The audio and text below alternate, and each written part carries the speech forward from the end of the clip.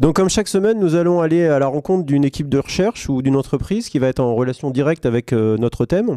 Alors cette semaine, on est très heureux d'accueillir Sébastien Guénaud, qui est directeur de recherche au CNRS à l'Institut Fresnel. Bonjour. Bonjour. Alors est-ce que vous pouvez nous dire un petit peu d'où vous venez ? Donc au départ, j'ai une formation de mathématiques appliquées et j'ai fait un doctorat à Marseille. Et suite à mon doctorat, il fallait que je me trouve un job. Donc je suis parti en Angleterre. Et en Angleterre, j'ai rencontré John Pendry, précurseur des métamatériaux et de la cape d'invisibilité. Très bien, alors venons-en à notre thème de cette semaine. Donc aujourd'hui, la recherche sur les capes d'invisibilité est devenue ce qu'on peut appeler en recherche un sujet chaud. Donc ça ne veut pas dire qu'on en parle tous les jours à la télé ou que le sujet est interdit aux moins de 16 ans, mais ça signifie que plusieurs équipes de chercheurs, indépendamment et un peu partout dans le monde, s'intéressent à ces sujets et travaillent sur ce thème de l'invisibilité. Alors ce que je voudrais savoir au départ, c'est comment on en est arrivé là. C'est-à-dire, est-ce qu'il y a un événement ou une publication qui est à l'origine de cet engouement ? On a vu au début de ce MOOC que le thème de l'invisibilité est très présent dans tous les mythes populaires, depuis l'Antiquité jusqu'aux légendes nordiques, le Seigneur des Anneaux par exemple, et bien sûr jusqu'à la fameuse cape d'invisibilité de Harry Potter. Alors, est-ce que tous ces chercheurs qui travaillent sur ces domaines se sont passionnés pour Harry Potter et se sont dit un jour, tiens, est-ce que j'allais au labo et est-ce que j'essaierais de fabriquer cette cape d'invisibilité, ou bien est-ce que ça s'est passé autrement ? On imagine que oui. Alors donc en fait, en mai 2006, il y a la parution de cet article visionnaire dans le magazine Science de John Pendry qui propose de faire un changement de coordonnées dans les équations pour travailler sur le trajet des ondes.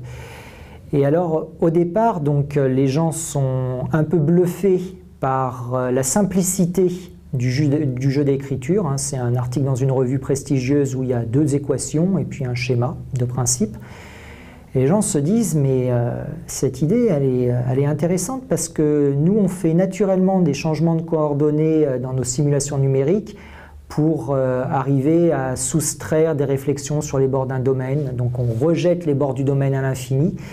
Et donc les gens se disent, je vais pouvoir utiliser des techniques que j'ai déjà appliquées à d'autres problèmes pour faire de l'invisibilité.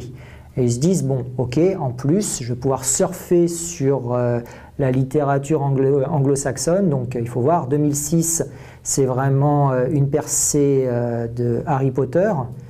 On le voit sur tous les écrans, sur les DVD. C'est-à-dire que le terme qui est aujourd'hui utilisé dans le domaine de la recherche pour ce domaine, c'est invisibility cloaking. Donc en anglais, ça veut dire cape d'invisibilité. Donc vous nous dites que le terme cape d'invisibilité a été utilisé par les chercheurs en fait en référence à la littérature de J.K. Rowling et à Harry Potter. Alors ça a été introduit par John Pendry sciemment. C'est-à-dire que John Pendry voulait vendre un concept qui s'appelle l'optique transformationnelle, donc qui, comme son nom l'indique, consiste à faire des transformations dans les équations de l'optique. Il voulait un paradigme, il voulait frapper les esprits. Et donc il s'est dit, ok, qu'est-ce que j'ai sous la main ? Bon, il y a la cunée d'Hadès. Ah, la mythologie grecque, ça ne passionne pas les foules. Ah, il y a Peter Pan, ça c'est déjà plus intéressant. Peter Pan, il y a déjà ce mythe de l'invisibilité. Mais bon, Peter Pan, c'est encore un peu vieux jeu. Et puis, alors là, il vient cette idée, mais oui, c'est bien sûr Harry Potter, c'est sur tous les écrans. Et dans Harry Potter, il y a la cloak, la cape. Et donc, je vais reprendre ce terme, donc cloaking, et ça va me permettre effectivement d'avoir de suite accès à un large public. Donc, de dépasser le cadre étroit de la communauté scientifique de l'optique électromagnétique et de m'adresser de suite au grand public et aux médias. Revenons maintenant sur l'idée très générale donc, du contournement de la lumière qu'on a expliqué dans le cadre de ce MOOC et qu'on a illustré avec les 4 miroirs notamment. Est-ce que vous pouvez nous expliquer en quoi ce principe a pu être généralisé et amélioré pour concevoir des capes d'invisibilité ? Donc déjà, on va revenir à la source. Donc on est en 2004-2005. John Pendry a un projet de recherche avec la DARPA, qui est la vitrine recherche du Pentagone. Et la DARPA lui demande, est-ce que vous pouvez aller plus loin dans le contrôle des ondes électromagnétiques? Donc à l'époque, John Pendry travaille sur sa lentille haute résolution. Et donc il réfléchit, il fait quelques schémas, parce que c'est quelqu'un qui fonctionne surtout avec des schémas, pas beaucoup avec les équations. Et donc il lui vient cette idée un peu farfelue de prendre une région de l'espace et d'en faire un stretch, donc d'ouvrir cette région de l'espace, donc de faire un trou dans l'espace. Et donc il pourrait lover un objet dans ce trou pour le soustraire aux ondes électromagnétiques. Donc ça, c'est une vue d'esprit. Alors, comment est-ce qu'on réussit à faire ce tour de passe-passe? Eh bien, c'est simplement, on imagine, on a un maillage carré, on a un quadrillage, hein, comme sur les cahiers des écoliers, et puis on étire ce quadrillage, hein, même comme des barreaux de prison, et les rayons lumineux suivent les lignes du quadrillage et donc vont contourner la zone au centre. Alors ce quadrillage qui est tout arabiscoté, c'est un métamatériau. C'est un matériau qui est anisotrope, hétérogène, qui a des propriétés extraordinaires. Donc ce que connaissent nos apprenants sur la propagation de la lumière, c'est la propagation rectiligne. C'est-à-dire qu'on sait que la lumière, dans un milieu homogène, se propage en ligne droite. Donc le tour de passe-passe, comme vous dites, qui est proposé par Pendry, c'est en réalité de transformer l'espace avec des matériaux qui vont être non homogènes pour que la lumière se propage plus en ligne droite. En quelque sorte, je pense que la bonne façon d'appréhender ce problème, c'est de se dire, donc on vit, nous, dans un espace plat. Voilà, donc on imagine une feuille de papier, et donc le plus court chemin entre un point A et un point B, c'est le segment, la ligne droite. Maintenant, si je prends cette feuille de papier et je l'enroule autour d'une sphère, qu'est-ce qui se passe? Eh bien, le plus court chemin entre un point A et un point B sur la sphère, ce n'est pas la ligne droite, parce qu'on sort de la feuille de papier, c'est ce qu'on appelle un grand cercle, une géodésique. Ça, c'est le principe de Fermat, donc ça date quand même de 500 ans. Alors, Pendry se dit, eh bien, je vais faire la même chose avec les métamatériaux, je vais créer des espaces courbes. Et comment est-ce que je fais un espace courbe? En pratique, j'ai besoin d'un milieu anisotrope. Donc anisotrope, on rappelle, c'est un matériau dans lequel la direction de la lumière va être importante, c'est-à-dire que la lumière va se propager différemment en fonction de sa direction de propagation. Tout à fait, voilà. Donc les rayons vont suivre des trajectoires qui sont non naturelles.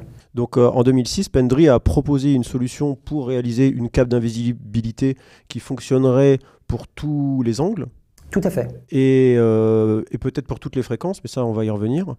Et en se basant sur des matériaux spéciaux qui seraient à la fois anisotropes et hétérogènes, c'est-à-dire qui n'auraient pas les mêmes propriétés optiques partout dans l'espace. Et donc au début, quand il a proposé ça, c'était simplement une proposition théorique, en quelque sorte. Là, on est en mai 2006. Il a sa proposition théorique, il a deux formules, il a un tracé de rayon. Publication à Science, les gens sont outrés. Ils se disent, qu'est-ce que c'est que ce bazar? L'éditeur de Science a perdu la tête. Et pourquoi ils se disent, pourquoi les gens sont outrés? Science, c'est une revue qui est prestigieuse, dans laquelle on imagine difficilement qu'on puisse publier des choses qui relèvent de l'optique géométrique. L'optique géométrique, ça paraît moyenâgeux. Les gens, depuis le début du XXe siècle, ils font de l'optique quantique, enfin, ils font des choses assez fabuleuses avec l'infiniment petit ou l'infiniment grand quand ils arrivent à courber la trajectoire de la lumière avec des objets massifs. Hein, il y a même les miroirs gravitationnels d'Einstein et autres. Et là, Pendry, il fait un petit tracé de rayon, il met deux formules, les gens se disent, mais qu'est-ce qui se passe là? On aurait pu le faire au XIXe siècle. Qu'est-ce que quelqu'un qui vient en 2006 va nous apprendre à faire des choses avec l'optique géométrique? Ils se disent, mais il a juste fait un changement de variable. Bon, c'est du niveau première terminale. Donc rien ne va plus. Il y a un emballement médiatique. L'article publié dans Science fait la une du New York Times. La une du New York Times, c'est pas rien. Donc on en parle partout, il y a un journal pour ne pas le citer, Le Monde qui en fait aussi sa une. Bon, nous, dans la communauté des cristaux photoniques, des métamatériaux, on sait que Pindry, c'est un personnage subtil, on se dit, il a quelque chose dans sa poche. Et effectivement, 3-4 mois plus tard, un deuxième article, toujours dans la revue Science, paraît, et là, cette fois-ci, c'est l'objet, le prototype, avec la preuve expérimentale du contrôle extrême des ondes électromagnétiques, en l'occurrence des micro-ondes. Voilà. C'est-à-dire que Pendry n'a pas réalisé une cape d'invisibilité pour la lumière visible en 2006. En l'occurrence, comme c'est des micro-ondes, vous voyez la cape, vous continuez à voir l'objet qu'on est censé cacher. Par contre, les micro-ondes, elles, ne voient ni la cape, ni l'objet. Voilà. Mais nous, œil humain, qui ne sommes sensibles qu'aux longueurs d'onde du visible de 350 à 700 nanomètres, eh bien, on se dit, ouais, soit, bon, voilà. Mais alors, là il faut prendre 5 minutes, il faut se rendre compte qu'on est en septembre 2006. Les gens voient la photo de cette cape d'invisibilité, donc ils la regardent sous tous les angles, ils essaient de comprendre qu'est-ce qui se passe. Et effectivement, ils voient qu'il y a 10 couches concentriques de réseaux de circuits imprimés qui sont des résonateurs en anneaux fendus qui permettent de faire du magnétisme artificiel. Alors, le magnétisme artificiel, déjà, c'est très fort. Hein. Il y a un gars qui s'appelle Albert Fert qui a eu un prix Nobel pour le magnétisme artificiel géant. Bon, là, il n'y a pas de magnétisme artificiel géant, mais quand même, il y a une activité magnétique anormale. Et une activité magnétique anormale contrôlée, c'est-à-dire que Pendry arrive non seulement à donner une réponse magnétique, mais en plus une réponse magnétique anisotrope, c'est-à-dire que le champ magnétique qui se propage dans cette série de circuits imprimés, eh bien, se propage de manière anisotrope, non rectiligne. Et il réussit donc à faire son tour de passe-passe pour donc un champ magnétique, donc un champ polarisé, et des longueurs d'onde centimétriques. Donc de suite les militaires se disent banco, application de type furtivité radar et autres. Mais le commun des mortels qui cherche la cape d'Harry Potter, les longueurs d'onde du visible, se dit ouais ok, bof bof quoi. Donc là on est en 2006. Donc j'imagine que pas mal de chercheurs se sont dit si ça marche dans les micro-ondes c'est une onde électromagnétique qui est comme la lumière visible sauf que sa longueur d'onde est beaucoup plus grande. Donc on a besoin d'avoir des objets pour contrôler la lumière qui ont une taille de l'ordre de la longueur d'onde aussi, donc centimétrique. Alors évidemment on peut se dire mais peut-être que si j'arrive à faire des objets qui sont beaucoup plus petits, c'est-à-dire qu'ils vont avoir une taille typique de l'ordre de la longueur d'onde de la lumière visible, c'est-à-dire de l'ordre du micron ou en dessous, je vais peut-être réussir à faire des capes d'invisibilité dans le domaine visible. Alors est-ce que ça fonctionne? Est-ce que des gens ont essayé de faire ça?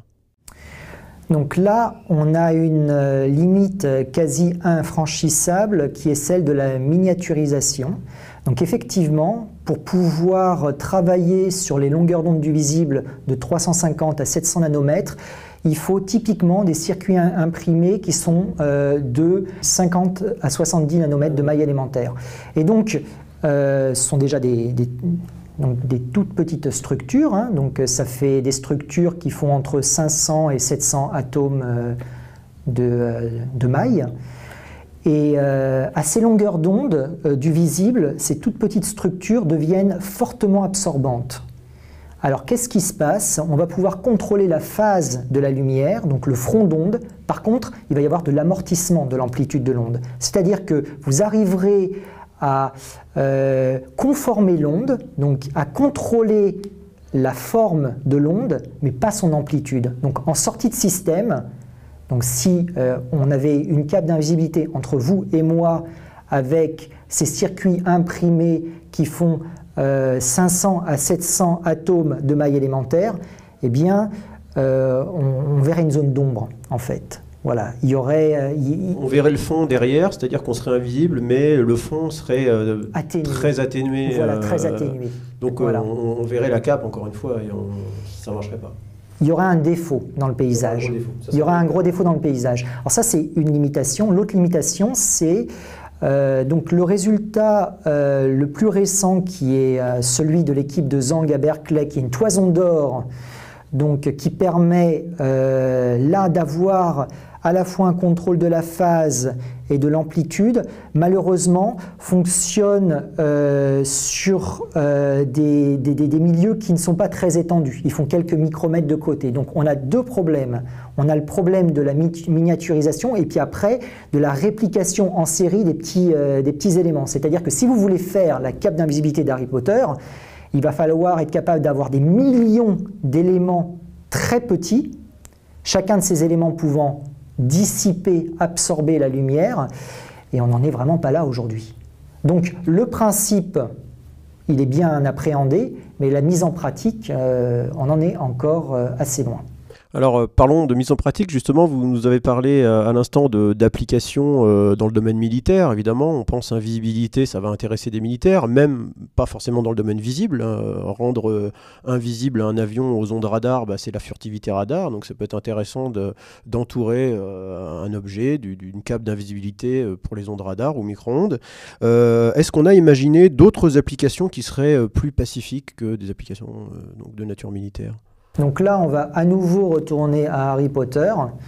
On va utiliser le principe de réciprocité. Donc si vous avez une onde qui ne peut pas atteindre la zone d'invisibilité où se trouve Harry Potter, donc admettons que je sois Harry Potter, je suis dans ma bulle. Je suis protégé par la cape, je suis sous cape. Et donc l'onde extérieure ne peut pas m'atteindre, mais en retour, les ondes que j'émets ne peuvent pas vous atteindre. C'est-à-dire que je suis dans ma bulle, c'est une cavité parfaite. Si je suis Harry Potter, je suis soit dans une obscurité totale, soit si j'allume une torche, je suis ébloui par une lumière incandescente. C'est-à-dire que Harry Potter, vous nous dites que Harry Potter, dans sa cape, en fait, ne voit rien. Il ne voit pas Lord Voldemort. Lord Voldemort ne voit pas Harry Potter, mais en retour, Harry Potter ne sait pas ce qui se passe à l'extérieur. À part si vous croyez au mythe de la caverne de Platon et vous vous dites il verrait de manière très ténue ce qui se passe à l'extérieur parce que la cape est quasi parfaite. D'accord, donc si finalement la cape servirait à quelque chose à condition qu'elle ne soit pas parfaite. Voilà, qu'est-ce que ça veut dire une cape quasi parfaite? 2 trous pour les yeux d'Harry Potter, et de suite Lord Voldemort se dit tiens, il y a 2 points noirs dans le paysage. Il est capable de détecter les 2 yeux, c'est fini. C'est fini. Donc en fait, soit on a Harry qui est protégé du monde extérieur et auquel cas il vit dans son monde parallèle et il n'a aucune connaissance de ce qui se passe autour de lui, soit on est obligé d'avoir une cape quasi parfaite, quoi. Briser l'invisibilité. Donc ce que vous nous dites, c'est intéressant, c'est que quand on est à l'intérieur d'une cape qu'on peut supposer parfaite, même si ça n'a pas l'utilité qu'on avait imaginée au départ, c'est-à-dire de se rendre invisible, par contre ça a une autre utilité, c'est de se protéger de l'environnement extérieur. Si je suis dans une cape d'invisibilité pour le domaine visible, je vais être protégé des ondes électromagnétiques de la lumière visible. Voilà, et c'est une nouvelle forme de protection qui est un corollaire immédiat de l'invisibilité.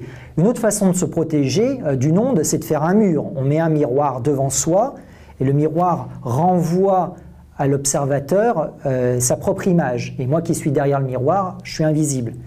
Et là, c'est différent, hein. Donc là, on parle bien de contournement de zone.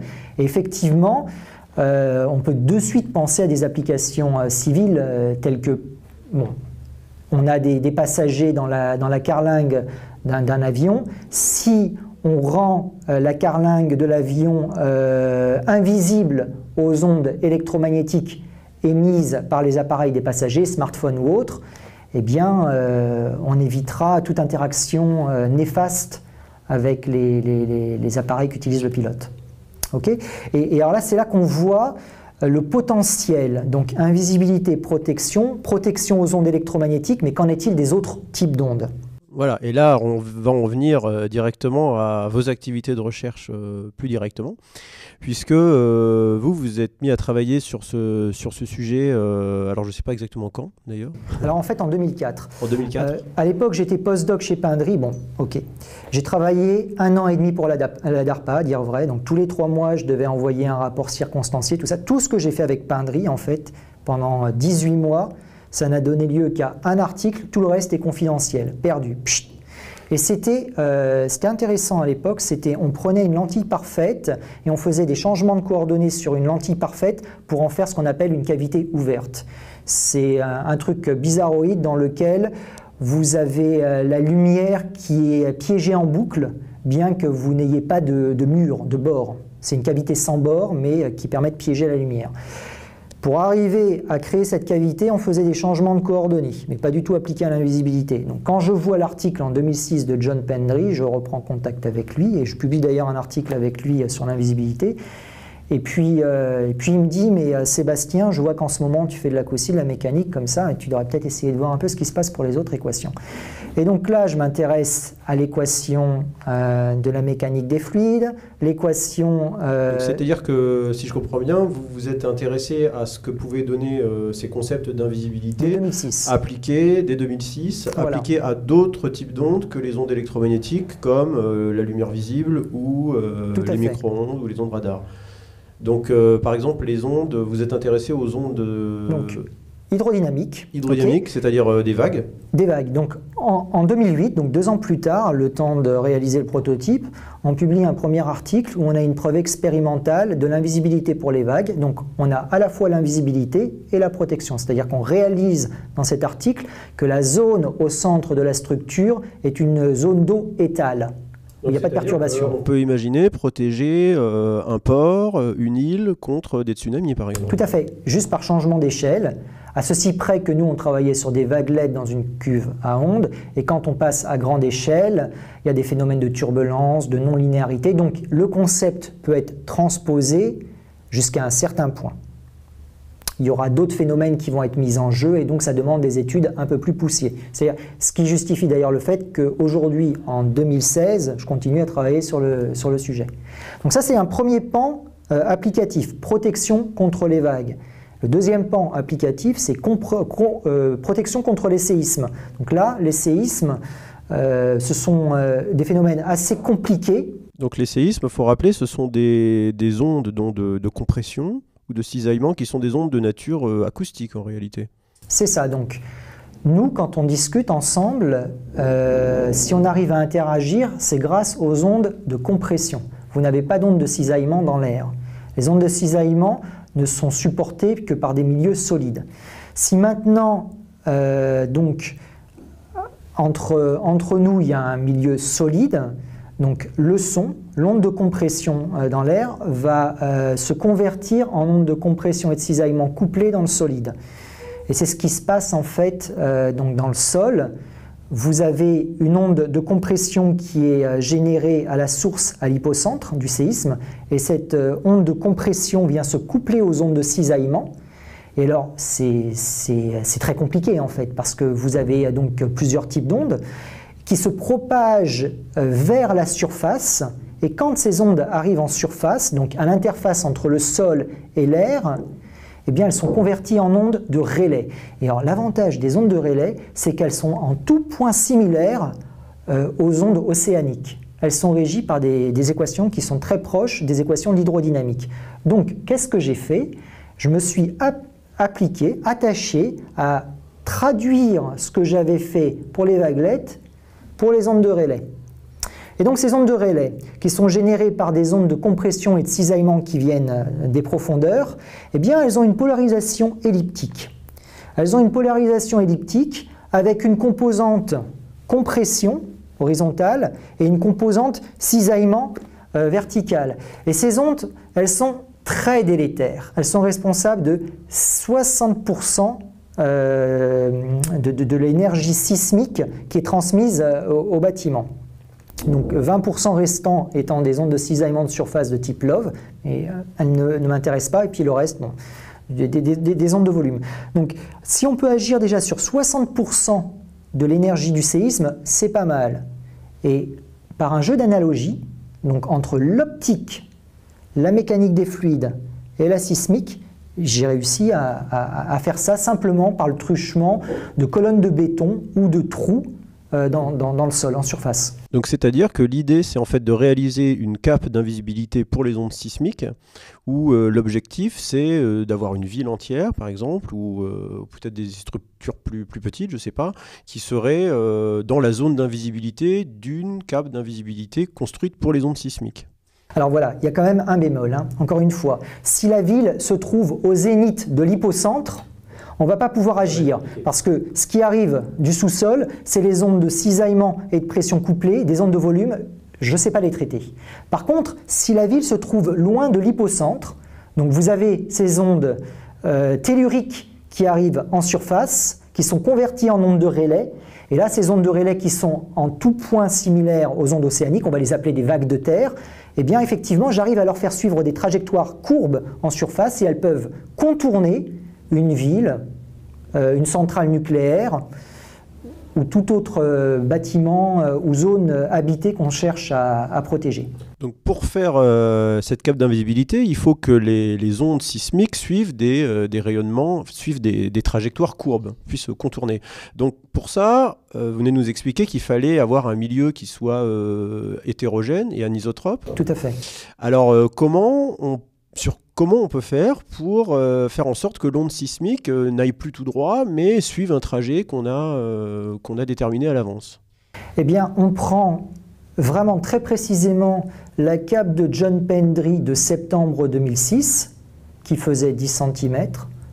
On lui fait un facteur d'échelle, donc elle fait plus de 10 cm, mais elle va faire 100 mètres, 1 km. Et on remplace les résonateurs fendus, donc les couches concentriques de résonateurs fendus, par des couches concentriques de colonnes de béton, qui sont soit en sous-sol, soit hors sol. Hors sol, ça peut être des forêts d'arbres, mais qui sont disposées de manière concentrique autour de la zone à protéger. Après, il y a des petites astuces supplémentaires, telles que par exemple, si je travaille avec des forêts d'arbres, il faut qu'en périphérie, j'ai des arbres plus petits, et vers le centre de la structure des arbres plus hauts. Donc, bon, on est obligé de faire à la fois de la structuration sur un plan, l'interface air-sol, mais aussi en profondeur. Hein, il y a un effet de bathymétrie qui rentre en jeu. Et ça, c'est ce qui remplace les réseaux de résonateurs en anan fendu de John Pendry. Donc 10 ans plus tard, on a réussi quand même à traduire l'optique transformationnelle en sismologie transformationnelle. Juste pour revenir donc, aux protections contre les vagues, il y a un concept qui me tient à cœur, c'est celui de cathédrale des mers. Donc, pourquoi cathédrale des mers? Parce que donc, pour réaliser le contournement des vagues, il faut imaginer des pieux qui plongent dans la mer. Mais là aussi, il y a des problèmes de bathymétrie variable. Donc on se retrouve... C'est-à-dire de profondeur d'eau qui va être différente. Voilà, de profondeur d'eau qui va être différente. Et on voit très bien que la vitesse des vagues ne va pas être la même quand on a des profondeurs d'eau très grandes et quand on a des profondeurs d'eau beaucoup plus faibles. Et donc, le principe en fait de l'invisibilité aussi, c'est d'accélérer les ondes. Et c'est bien pour ça que quand on traduit l'optique transformationnelle en hydrodynamique ou en sismique transformationnelle, on gagne parce qu'en optique, notre limite à ne pas dépasser, c'est la vitesse de la lumière dans le vide. Et oui, on ne peut jamais aller plus vite que la vitesse de la lumière dans le vide. 300 000 km par seconde, on ne peut pas aller plus vite. Donc Pendry, il aura toujours cette limite supérieure qui fait que, en pratique, sa cape d'invisibilité ne pourra fonctionner que sur certaines fréquences, pour certaines longueurs d'onde, pour certaines couleurs. Donc au bout du compte, on peut tout à fait imaginer que dans un futur plus ou moins lointain, on pourrait soustraire à certaines couleurs un objet. On pourrait faire une cape d'invisibilité dans le rouge, par exemple, mais dans le vert, elle ne marcherait pas. Voilà, certainement, elle sera monochromatique, en fait, ou peut-être dichromatique si on est très fort. Mais on n'a pas cette limitation pour les autres types d'ondes, et notamment les ondes mécaniques, vous pouvez les accélérer autant que bon vous semble. Et donc, le principe, effectivement, de l'invisibilité qui revient à accélérer les ondes suivant certaines directions d'espace, non seulement se traduit bien dans d'autres champs de la physique, mais ça se passe mieux. Voilà. Et c'est peut-être moins un paradigme parce qu'on a du mal à imaginer Harry Potter qui joue le rôle du séisme, mais en termes applicatifs, je pense que c'est dans ces domaines du génie maritime et du génie civil qu'on verra les premières réalisations en série. Bien, il me reste à vous remercier infiniment d'être venu répondre à nos questions. Merci encore. C'est moi qui vous remercie.